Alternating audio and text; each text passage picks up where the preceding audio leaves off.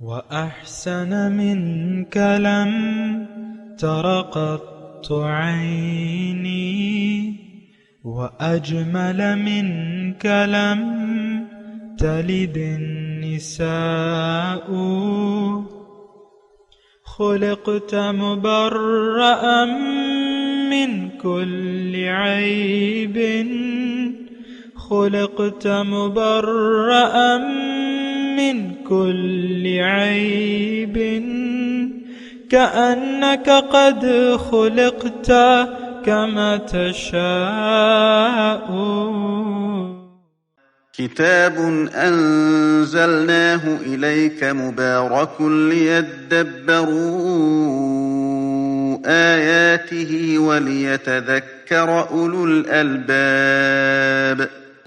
یہ کتاب برکت والی ہے جسے ہم نے آپ کی طرف نازل فرمایا ہے تاکہ دانش مند لوگ اس کی آیتوں میں غور و فکر کریں اور نصیحت حاصل کریں۔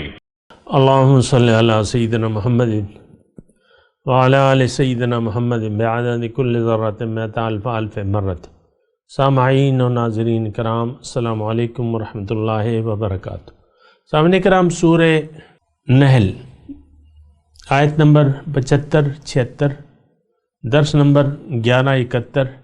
آج کا موضوع کیا ہم مادہ پرست لوگ ہیں؟ اس کے ساتھ آج کے سبق کا آغاز کرتے ہیں۔ سب سے پہلے گزشتہ سبق کا اعادہ ہوگا۔ اعوذ باللہ من الشیطان الرجیم۔ پناہ مانگتا ہوں میں اللہ کی شیطان مردود سے۔ بسم اللہ الرحمن الرحیم۔ شروع اللہ کے نام سے جو بڑا مہربان نہایت رحم والا ہے۔ ضرب اللہ مثلا عبدا مملوكا لا يقدر على شيء ومن رزقناه منا رزقا حسنا فهو ينفق منه سرا وجهرا هل يستوون؟ الحمد لله بل اکثرهم لا يعلمون۔ خدا ایک اور مثال بیان فرماتا ہے کہ ایک غلام ہے جو بالکل دوسرے کے اختیار میں ہے اور کسی چیز پر قدرت نہیں رکھتا، اور ایک ایسا شخص ہے جس کو ہم نے اپنے ہاں سے بہت سا مال طیب عطا فرمایا ہے اور وہ اس میں سے رات دن پوشیدہ اور ظاہر خرچ کرتا رہتا ہے، تو کیا یہ دونوں شخص برابر ہیں؟ ہرگز نہیں۔ الحمدللہ، لیکن ان میں سے اکثر لوگ نہیں سمجھ رکھتے۔ وضرب الله مثلا الرجلين أحدهما أبكم لا يقدر على شيء وهو كل على مولاه أينما يوجهه لا يأتي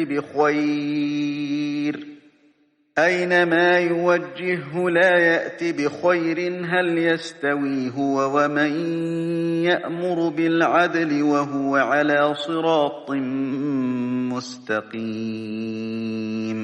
اور خدا ایک اور مثال بیان فرماتا ہے کہ دو آدمی ہیں، ایک ان میں سے گونگا اور دوسرے کی ملک ہے بے اختیار و ناتواں کہ کسی چیز پر قدرت نہیں رکھتا اور اپنے مالک کو دوبھر ہو رہا ہے، وہ جہاں اسے بھیجتا ہے خیر سے کبھی بھلائی نہیں لاتا۔ کیا ایسا گونگا بہرا اور وہ شخص جو سنتا بولتا اور لوگوں کو انصاف کرنے کا حکم دیتا ہے اور خود سیدھے رستے پر چل رہا ہے، دونوں برابر ہیں؟ سامنے کرام، سورہ نحل آیت نمبر 75، لفظی ترجمہ ضرب اللہ مثلا عبدا مملوکا۔ اللہ تعالیٰ ایک مثال بیان فرماتے ہیں، ایک غلام ہے کسی دوسرے کی ملک میں، لا يقدر علی شیء، جو خود کسی چیز کا اختیار نہیں رکھتا، ومن رزقناہ منا رزقا حسنا، ایک دوسرا آدمی ہے جسے ہم نے اچھی روزی دے رکھی ہے، فہو ينفق منہ سرا وجہرا، تو وہ اس سے خرچ کرتا ہے ظاہری طور پہ بھی اور پوشیدہ طور پہ بھی۔ حل یستوون، کیا دونوں برابر ہیں؟ الحمدللہ، ساری تعریف اللہ کے لیے ہے، بل اکثرهم لا یعلمون، بلکہ اکثر لوگ جانتے نہیں ہیں۔ وضرب اللہ مثلا الرجلین، اللہ تعالیٰ ایک اور مثال بیان کرتا ہے دو آدمیوں کی۔ احدما ابکم، ایک ان میں سے گونگا ہے، لا یقدر علی شیء، کچھ بھی نہیں کر سکتا، وہو کل علی مولاہ، اور اپنے آقا پر ایک بوجھ ہے، اینما یوجہ لا یأتی بخیر، اور جہاں بھی اسے بھیجے اس سے کوئی خوبی کی بات بن نہ آئے۔ حل یستوی ہوا ومن یأمر بالعدل، کیا یہ اور وہ برابر ہے جو لوگوں کو انصاف کا حکم دیتا ہے، وہو علی صراط مستقیم، اور وہ خود بھی سیدھے راستے پر قائم ہے۔ سامعین اکرام، دو مثالیں اللہ تعالیٰ بیان فرما رہا ہے۔ گزشتہ سبق میں نے آپ کو بنیادی طور پہ ساری باتیں بتائی تھی اس کے متعلق، اور دیکھیں سوچنے کی بات ہے، قرآن ہم پڑھیں اور اس سے ہم نصیحت نہ لیں، اور بدستور غیر اللہ کے سامنے جھکے رہیں، تو اس طرح تو قرآن پڑھنے سے تو کوئی فائدہ نہیں ہوگا۔ اس سے بہتر یہ ہے کہ یعنی جو لوگ قرآن سے نصیحت حاصل نہیں کرنا چاہتے تو وہ ساری توجہ ظاہر پہ رکھیں، باطن کو بھول جائیں، باطن کو بھول جائیں، آخرت، جنت، دوزخ، قبر سب کو بھلا کے آپ بس اپنی مرضی سے جتنے آپ مزے کر سکتے ہیں کر لیں۔ تو یا تو یعنی دوسری صورت یہ ہے کہ قرآن دیکھیں ایک نصیحت ہے، اس سے نصیحت حاصل کرنا چاہیے، اور اس میں اہم بات یہ ہے کہ قرآن سے نصیحت حاصل کرنا خود ہمارے حق میں بہتر ہے۔ دیکھیں اللہ تعالیٰ کی اللہ تعالیٰ کو ہماری کوئی ضرورت نہیں ہے۔ ایک بات نوٹ کر لیں، ہم اللہ کے بندے ہیں، اور اللہ کی بندگی اگر نہ کریں تو اس کا نقصان ہمیں خود ہوگا۔ کائنات میں جو بھی چیز ہے اگر وہ تو مجبور ہیں، کائنات میں جو بھی اشیاء ہیں وہ تو مجبور ہیں، انسان کو اللہ تعالیٰ نے مجبور نہیں پیدا کیا، لیکن اس کو عقل والا بنایا ہے۔ پھر جیسے کہ ہمیں خوشی اب غم ہوتا ہے، اس طرح دوسرے مخلوق کو نہیں ہوتا سامعین کرام، ان کی سوچ ہی نہیں ہے۔ ایک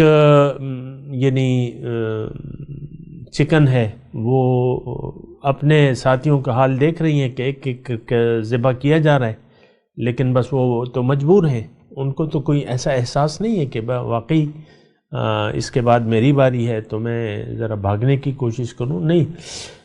دیکھیں بات سمجھنے کی کوشش کریں، غم اور خوشی یہ انسان کے ساتھ ہے۔ اگر جو اہم بات ہے وہ جو میں کہنے والا ہوں وہ یہ ہے کہ اگر ہم اللہ کی بات پہ توجہ نہ دیں اور اللہ کی یاد کو بھلا کے زندگی گزاریں تو اس میں ہمارا اپنا نقصان ہے، کیونکہ اندر جو ہمارا ضمیر ہے وہ ہمیں پھر ملامت کرے گا، پھر وہ پریشان رہے گا، جو ضمیر ہے کچوکے مارے گا، کیا کر رہے ہو کیا کر رہے ہو، اور پریشان رہے گا۔ روح جو ہے، دیکھیں روح کا بھی ایک احساس ہے، روح خوش بھی ہوتی ہے اور پریشان بھی ہوتی ہے۔ اس وقت تو ہم سب لوگ پریشان ہیں، اور پریشانی کا ہمارا تعلق جو ہے وہ تو باطن سے ہے۔ روح پریشان ہو تو آپ پھر پریشان رہیں گے۔ وہ دائمی جو خوشی ہے نا سامنے کرام، وہ ایک الگ چیز ہے۔ آپ دنیاوی جو چیزوں سے حظ حاصل کرتے ہیں، خوشی حاصل کرتے ہیں دنیاوی چیزوں سے، وہ تو ساری کی ساری وقتی ہیں۔ اچھا کھانا آپ نے کھا لیا تو کھانا جب تک آپ کھائیں گے تو آپ کو شاید مزہ آتا رہے، بڑا اچھا کھانا ہے، بڑا لذیذ کھانا ہے، ہو سکتا ہے اوور ایٹ کر لیں آپ، یا اچھا کپڑا آپ پہن لیں تو تھوڑا سا آپ فخر محسوس کریں گے، یا اسی طرح جو بھی دیگر جو ہماری دنیاوی لذائذ دنیاوی میں کہہ لوں، اس میں سب کچھ آ جائے گا، آپ خود سوچ لیں۔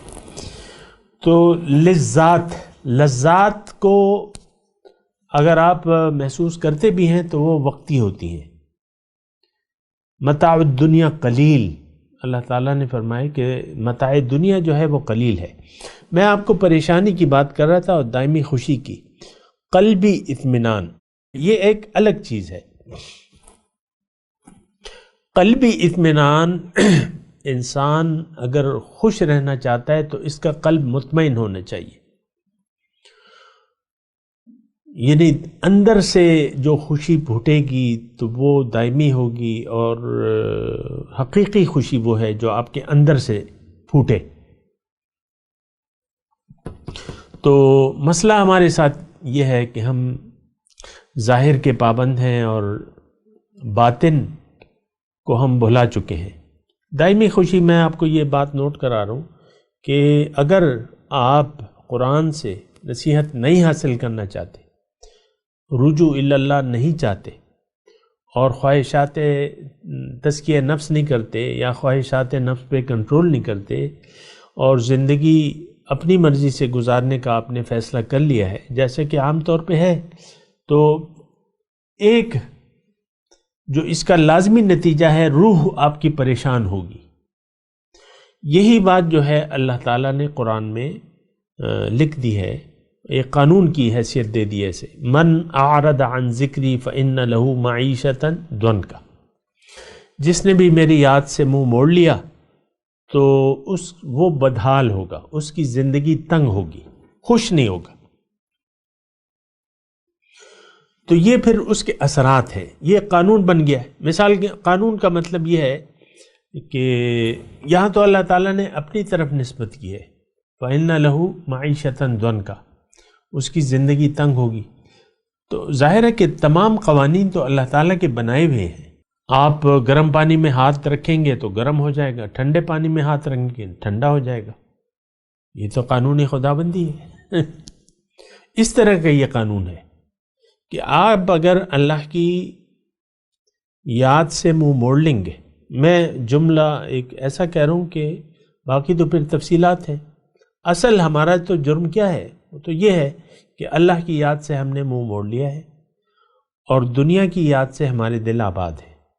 اور اس وقت ہمارا فیصلہ یہ ہے کہ ہم بس دنیا کو، یعنی خیال دنیا یا لذات دنیا کو ترک کرنے کے لیے تیار نہیں ہے. دیکھیں، ترک دنیا اسلام میں نہیں ہے، یہ بات نوٹ کر لیں. دنیا کو چھوڑ دینے کا حکم نہیں ہے، بلکہ دنیا کو استعمال کا حکم ہے. تو بہرحال آپ اس بات پہ میری سوچیں. اور لذات دنیا جو ہے وہ وقتی ہیں، ہر چیز وقتی ہے. یہاں پر کوئی چیز دائمی نہیں ہے. آپ خود، میں خود اس جہان میں، اس روئے زمین پر وقتی طور پہ ہیں. آج ہیں کل نہیں ہوں گے، کل نہیں تھے آج ہیں کل پھر نہیں ہوں گے.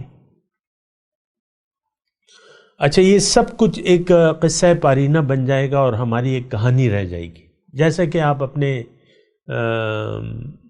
بزرگوں کی، آباء و اجداد کی کہانیاں کتابوں میں لکھے پڑھتے ہیں. مثال کے طور پہ سلطانہ ڈاکو ہے. مثال کے طور پہ عرض کر رہا ہوں، میں تو نہیں جانتا، لیکن سلطانہ ڈاکو کا ایک بڑا نام تھا. تو اب اس کا تو وہ تو نہیں ہے، لیکن اس کے کام بس رہتے ہیں. مطلب کام دنیا یاد کرتی ہے. جو خراب کام وہ کرتا تھا، سلطانہ ڈاکو ڈاکے ڈالتا تھا. تو اسی طرح ہم اچھا کریں یا برا، اس کی بس کہانی رہ جائے گی. ہم اپنے بزرگوں کے اچھے کاموں کو یاد کرتے ہیں، اور ان کی جو دین کے لیے محنت ہے ان کو یاد کرتے ہیں. جو برے لوگ ہیں ان کو تو ہم بھلا ہی دیتے ہیں سب کچھ. اچھے لوگوں کو عموماً یاد کیا جاتا ہے. اور اسی طرح، اچھا، میں آپ کو یہ کہہ رہا ہوں کہ جو ہم مضمون پڑھ رہے ہیں اور جو میں نے لفظی ترجمہ پڑھا ہے، اس میں اللہ تعالیٰ ہمیں مثال کے ذریعے بتا رہا ہے کہ دیکھو، جو پہلی مثال ہے کہ ایک غلام ہے اور وہ کسی چیز پر قادر نہیں ہے، اس کے پاس اپنا کچھ بھی نہیں ہے. غلام، آپ کو معلوم ہے کہ پہلے دور غلامی جو ہوتی تھی اس میں غلام بکتے تھے، انسان بکتے تھے. اب انسان کی خرید و فروخت ہوتی تھی، بازار کے لگتے تھے، اور غلام جب آپ نے ایک مثال کے طور پہ آپ نے ایک غلام خرید لیا تو اس کے جان اور مال کے مالک آپ ہو جاتے ہیں. عام طور یعنی پیسہ اگر ہو بھی تو وہ اس کا یعنی غلام کے جان کے آپ مالک ہو جاتے ہیں.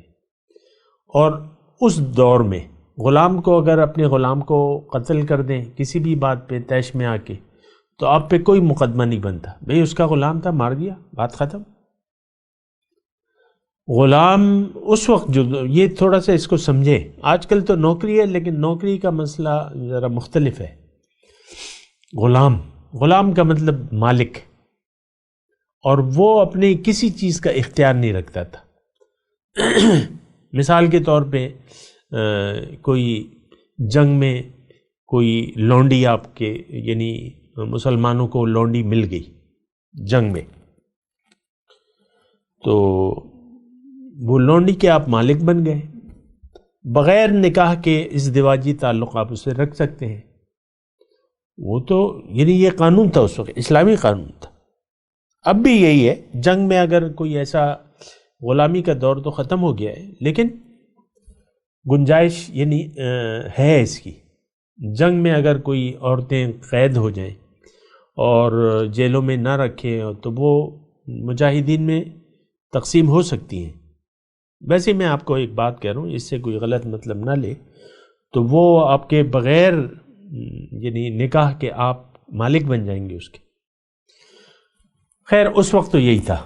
تو پھر دیکھیں وہاں جو تھے بعض لوگ جو تھے لونڈیوں سے پیشہ کراتے تھے اور وہ ساری آمدنی اس کی ہوتی تھی. اور مرد اگر کوئی سکل کوئی راج ہے، مثال کے طور کوئی غلام راج ہے، وہ دن بھر دھوپ میں مزدوری اگر کرتا بھی تھا تو ساری مزدوری وہ شام کو مالک کے ہاتھ پہ رکھنے کا پابند ہوتا تھا، کیونکہ وہ تو اس کا آقا اس کا مالک ہے. تو اس طریقے سے عبدًا مملوکن کو آپ سمجھیں، ایک انسان جو کسی دوسرے کا غلام ہے جس کا مالک کوئی اور ہے اور وہ لا يقدر علی شیء، کسی چیز کا اختیار نہیں رکھتا، اپنی مرضی سے کچھ کر بھی نہیں سکتا. تو اس میں اللہ تعالیٰ نے یہ جو 75 نمبر آیت ہے، اس میں اللہ تعالیٰ نے دو آدمیوں کی مثال دی ہے، ایک غلام مملوک اور دوسرا آزاد مال دولت کا مالک، اور یعنی خوب مال دولت ہے اور وہ اس کو ظاہری اور پوشیدہ طور پہ خرچ بھی کرتا ہے. تو یہ دونوں برابر ہو سکتے ہیں؟ ظاہر ہے کہ نہیں. اچھا اس میں اب یعنی اس کی حقیقت کیا ہے، یہ اس میں اللہ تعالیٰ میسج کیا دے رہے ہیں اور ان دونوں مثالوں میں جو ہم نے ابھی میں نے آپ کو ترجمہ اس میں یعنی اس میں میسج یہ ہے کہ ایک تو دیکھیں رب العالمین ہے جو کہ ہمارا رب ہے. اب انسان جو ہے کسی نہ کسی کے سامنے سر جھکائے گا، انسان کی فطرت میں ہے کہ یہ مطلب کسی کے سامنے جھکے گا، یا حق کے سامنے یا باطل کے سامنے. یہ میں آپ کو مختصر بات کہہ رہا ہوں، یہ یعنی اس کی تفصیل بھی ہے لیکن میں نہیں کرتا. لیکن جھکنا جو ہے یہ اچھا اس وقت جو ہے تھوڑی سی میں آسانی کے لیے آپ کو آج کی مثال دے دوں. اس وقت جو ہے ہم ظاہر کے سامنے جھکے ہوئے اور ظاہر کی پرستش کر رہے ہیں، ظاہر کو پوج رہے ہیں، ظاہر کا خیال رکھ رہے ہیں، ظاہر کے نفع پہ خوش ہوتے ہیں، ظاہر کے نقصان پہ ہم افوا ہو جاتے ہیں، ظاہر کو پوج رہے ہیں ہم. یہ پوجنا پرستش یہ اصل میں عام طور پہ استعمال نہیں ہوتا، لیکن میں اس لیے استعمال کر رہا ہوں کہ آپ اس کو سمجھیں. ہم ظاہر کے سامنے جھکے ہوئے ہیں، تو آپ جب جھکنا تو انسان جھکتا ہے. دیکھیں روپے پیسے کے سامنے ذاتی مفادات کے آپ غلام ہیں، اپنے ذاتی مفادات کے غلام ہیں. یہ بات تو آپ کی سمجھ میں آ رہی ہے نا؟ آپ کے پاس پیسے ہیں، مال دولت ہے، تو آپ اس کے غلام ہیں. غلام ہے مطلب یہ ہے کہ آپ کہتے ہیں کہ نہیں، آپ اس کے سامنے جھکے ہوئے ہیں، اس کو آپ پوج رہے ہیں، وہ آپ کا خدا ہے، وہ کسی اور کو آپ دینے کے لیے تیار نہیں ہے، اللہ کی راہ میں اس کو خرچ کرنے کے لیے تیار نہیں ہے. مثال دے رہا ہوں تو سمجھ، جو لب لباب ہے، نصیحت ہے، بولے آپ لے لیں. تو اس وقت ہم غیر کے سامنے، باطل کے سامنے، ظاہر کے سامنے جھکے ہوئے ہیں. ظاہر کی عظمت ہے ہماری نظر میں. کبھی آپ نے دیکھا ہے کہ کسی گھر میں آپ گئے ہوں جہاں بہت سے مہمان ہوں، اور وہاں جو گھر والے ہیں، جو وہاں کا مالک مکان ہے، اس نے اپنے تمام زیورات کو کھلی میز پر رکھ دیا ہو، جو بھی سونے چاندی کے، مثال کے طور پہ 50 تولے کے زیورات ہیں، کوئی ہار ہے، انگوٹھیاں ہیں، اور ساری یعنی مہمان آئے ہوئے ہیں، 100 کے قریب مہمان ہیں. تو یہ کیا آپ تصور کر سکتے ہیں کہ وہ زیورات کو اور پیسوں کو کہیں پر رکھ کر اپنا کام کرنے میں مشغول ہو جائے؟ یہ آپ تصور بھی نہیں کر سکتے. کیوں کہ وہ تو اس کی یعنی قدر جانتا ہے کہ اس کو چھپا کے رکھنا ہے، اس کی حفاظت کرنا ہے، اور روپے پیسے اور ظاہر دنیا کے سامنے ہم جھکے ہوئے ہیں. صاحب نکلا، اس بات کو ذرا محسوس کریں. اچھا، پھر ہم جھکے ہوئے نفس کے سامنے، نفسانی خواہشات. آپ دیکھ لینا، اکثر آپ میں کی رٹ لگاتے رہتے ہیں. میں تم مجھے نہیں جانتے، تم مجھے نہیں جانتی. شوہر بیوی سے کہتا ہے تمہیں میرا مزاج نہیں معلوم. پھر بیوی بھی بعض اوقات کہتی ہے تمہیں تو پتہ ہے، میرا تو تمہیں پتہ ہے. تو اس طرح مختلف باتیں ہوتی ہیں. ہم اپنا ایک مزاج بنا لیتے ہیں، اپنی ایک خو بنا لیتے ہیں، ایک انا ہوتی ہے. ہم سب کی ایک ایگو جسے آپ کہتے ہیں نا. آپ جھکنے کے لیے تیار نہیں ہیں. آپ نے اپنے آپ کو خدا بنا لیا ہے، اپنی نفسانی خواہشات کو خدا بنا لیا ہے. اس کے سامنے تو آپ جھکے ہوئے. جو آپ کے من میں آتا ہے، میرا تو جو چیز چاہے گا وہ میں کروں گا، یہ تو میری پرائیویٹ زندگی ہے، پرائیویٹ لائف ہے، میرا جسم میری مرضی ہوگی، میری زندگی یہ. تو آپ اصل میں اپنے نفسانی خواہشات کے سامنے جھکے ہوئے ہیں. پھر آپ کی ایک میں ہے، وہ میں آپ چھوڑنے کے لیے تیار نہیں ہے. اور آپ اپنے علاوہ کسی ہستی کے سامنے، اگرچہ وہ اللہ ہی کیوں نہ ہو، رسول پاک صلی اللہ علیہ وسلم ہی کیوں نہ ہو، قرآن کے احکامات ہی کیوں نہ ہو، آپ ان کے سامنے جھکنے کے لیے تیار نہیں ہے. کون؟ یہ آج کا مسلمان. ہم پوجا کر رہے ہیں اپنے نفس کی. میں آپ دیکھ لینا تھوڑا سا، آپ میں ذرا بات آہستگی سے کر رہا ہوں. ہمارے ہر ایک کے ذہن میں دین کا اپنا اپنا ایک خاکہ ہے.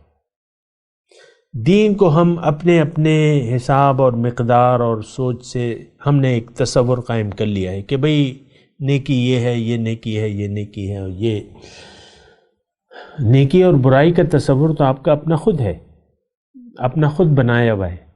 اللہ تعالیٰ جو فرما رہا ہے اس پر ہمارا یقین نہیں ہے. یہ تو کھلی بات ہے. اللہ تعالیٰ جو ہم سے وعدے کرتا ہے اس پر ہمارا تو یقین نہیں ہے.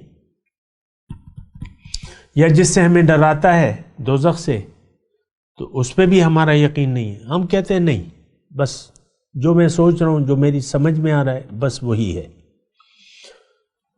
اور ایسا عام طور پہ ہے. سامنے کرو، میں کیا آپ کو اس کی مثال پیش کروں. اللہ کے سامنے جھکنا ہمیں گوارا نہیں ہے. اللہ کی بات ماننا.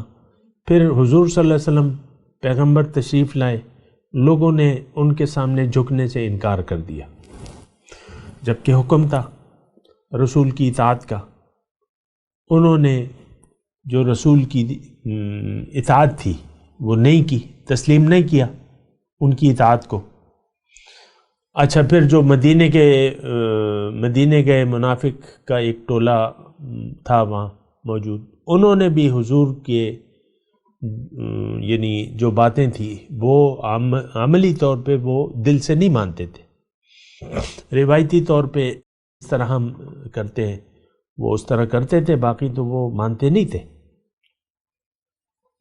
میدان احد میں 300 بظاہر صحابہ کرام نے حضور کا ساتھ چھوڑ دیا اور چلے گئے واپس میدان جنگ میں۔ تو یہ ان کی میں تھی، یہ اللہ کے اور اس کے رسول کے حکم کے پابند نہیں تھے، انہوں نے چھوڑ کے چلے گئے وہ۔ تو ہم سب لوگ جو ہیں عام طور پہ ہم اپنی میں کے حصار میں ہیں، اس کے پابند ہیں، ہم اپنے نفسانی خواہشات کے سامنے جھکے میں، اللہ کے سامنے ہم جھکنے کے لیے تیار نہیں ہیں۔ لیکن مسئلہ ان 2 آیاتوں میں جو بیان ہو رہا ہے سامنے کرام، اس میں یہ ہے کہ اے انسان تم سوچو، غیر کے سامنے تو تم جھکے ہوئے ہو، تم نے اللہ کو تو بھلا دیا ہے۔ تو یہ دونوں مخلوق اور خالق برابر نہیں ہیں۔ ان دونوں آیات میں یعنی جو مضمون ہے وہ یہ ہے کہ خالق الحمد للہ، یہاں پہ اگر آپ دیکھیں تو یہ 75 نمبر آیت میں الحمد للہ، تمام تعریفیں تو اللہ کی ہیں۔ اور دیکھیں انسان کی فطرت یہ ہے کہ جو ہستی جس میں یہ خیر دیکھتا ہے بہت زیادہ، اس کے سامنے جھک جاتا ہے، اس کے سامنے جھک جاتا ہے۔ جو جس میں بہت خیر دیکھتا ہے اس کے سامنے یہ جھک جاتا ہے اور جھکنا پسند کرتا ہے۔ آپ دیکھ لیں خوانین، یہ تو ان کا ایک خان ہے، نواب ہے، خان ہے، اور وہ رات و دن خرچ کرتا ہے، اور وہ تو جب ہم جاتے ہیں تو ہم بھی توقع لے کے جاتے ہیں، کوئی بھی کہ بھئی یہ مجھے بھی نوازے گا، تو اس کے سامنے ہاں یس یس سر، یس سر، یس سر، ہاں جناب، جی ہاں، اچھا ٹھیک ہے، ابھی کرتا ہوں۔ کوئی بھی کام کرے کہہ دے وہ آپ کرنے کی کوشش کرتے ہیں۔ تو دیکھیں انسان کی یہ فطرت ہے کہ یہ طاقت والی ہستی، تعریفوں والی ہستی کے سامنے جھک جاتا ہے اور جھکنا پسند کرتا ہے۔ اب پیسہ، یہ مثال کے طور پہ مال و دولت ہے، اس کے سامنے ہم جھکے ہوئے ہیں تو اس میں ہم طاقت دیکھتے ہیں نا، اس لیے اس کے سامنے جھکے میں ہیں۔ دنیا، ظاہر، جو بھی اس وقت ظاہری اللہ تعالیٰ نے جن چیزوں میں طاقتیں رکھ دی ہیں، آپ کہتے ہیں کہ بس ہاں ٹھیک ہے، اس کے سامنے ہم جھکیں گے۔ بات ذرا طویل ہے لیکن یہ یعنی سمجھنے کی بات ہے، مجھے تو کوئی اس میں جلدی نہیں ہے ان 2 آیاتوں کے مضامین کو سمیٹنے کی، لیکن جو اچھا اب دیکھیں معبود یعنی پوجنا جو ہے، یہ عام طور پہ تاریخ انسانی پہ آپ نظر ڈالیں تو لوگ سورج کی بھی عبادت کرتے تھے۔ فرعون جو جس وقت تھا، فرعون، اہل عراق اور یونانی، یہ سب سورج دیوتا کی عبادت کرتے تھے، کیونکہ وہ دیکھتے تھے یہ ہمیں فائدہ دے رہا ہے اور ہمیں اس کا شکر گزار ہونا چاہیے اور اس کو پوجنا چاہیے، تو وہ پوجتے تھے۔ سورج بنسی، چندر بنسی، چاند کو پوجتے تھے لوگ۔ ابھی بھی یہ جاپان جو ہے ان کا سورج دیوتا ہے غالباً، یا جو بھی ہو، میرا اس سے کوئی غرض نہیں۔ انڈیا میں ہندو جو ہیں 33 کروڑ ان کے خدا ہیں۔ تو گائے دودھ دیتی ہے، ہاں گائے کی بھی عظمت ان کی کہ بھئی گائے ہماری ماں ہے، یہ ہمیں دودھ دیتی ہے، تو اس کو متبرک سمجھ، بندر یا جو بھی مختلف قسم کے انہوں نے پوجنا شروع کر دیا۔ یعنی میں صرف یہ کہہ رہا ہوں، خلاصہ گفتگو کا یہ ہے کہ انسان جس چیز سے فائدہ ہوتا ہے، جس میں کوئی صفت ہوتی ہے، کوئی تعریف ہوتی ہے، تو اس کے سامنے جھک جاتا ہے۔ تو الحمدللہ، ساری تعریفیں تو اب اللہ تعالیٰ کے لیے ہیں۔ اسی بات پہ میں مضمون کو انشاءاللہ آئندہ درس میں کنٹینیو کروں گا انشاءاللہ۔ میں تلاوت کرتا ہوں، میرے ساتھ دہرائیے۔ اعوذ باللہ من الشیطان الرجیم، بسم اللہ الرحمن الرحیم۔ ضرب اللہ مثلا عبدا مملوکا لا يقدر على شيء ومن رزقناه منا رزقا حسنا فهو ينفق منه سرا وجهرا هل يستوون الحمد لله بل اکثرهم لا يعلمون.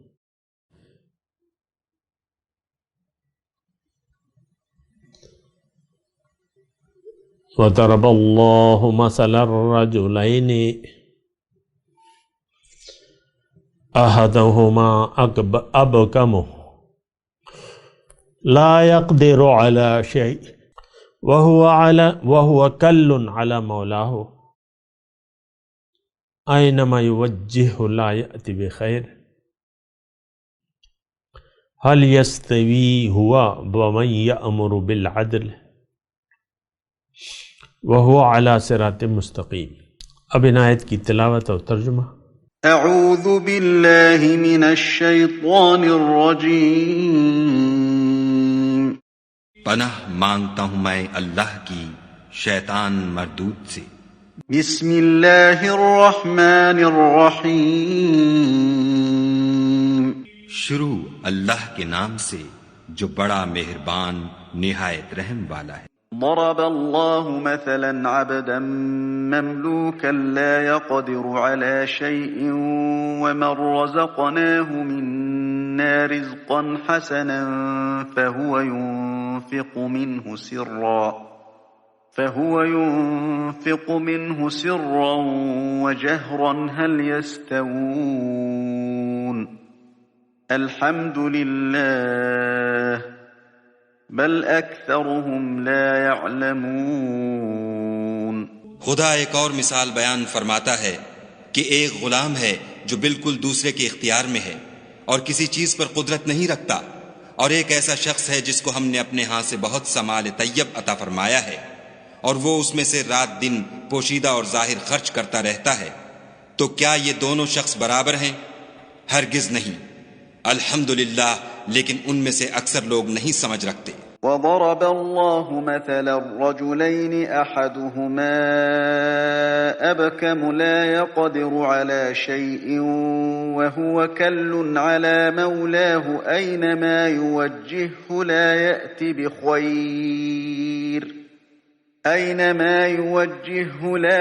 بخير هل يستوي هو ومن يأمر بالعدل وهو على صراط مستقیم. اور خدا ایک اور مثال بیان فرماتا ہے کہ دو آدمی ہیں، ایک ان میں سے گونگا اور دوسرے کی ملک ہے بے اختیار و ناتواں کہ کسی چیز پر قدرت نہیں رکھتا اور اپنے مالک کو دوبھر ہو رہا ہے. وہ جہاں اسے بھیجتا ہے خیر سے کبھی بھلائی نہیں لاتا. کیا ایسا گونگا بہرا اور وہ شخص جو سنتا بولتا اور لوگوں کو انصاف کرنے کا حکم دیتا ہے اور خود سیدھے رستے پر چل رہا ہے، دونوں برابر ہیں؟ اس کے ساتھ ہی آج کے درس کا وقت اختتام کو پہنچا. اگلے درس میں انشاءاللہ ملاقات ہوگی. وآخر دعوانا ان الحمد للہ رب العالمین. مولایا صلی وسلم دائما ابدا علی حبیبک خیر الخلق کلہم.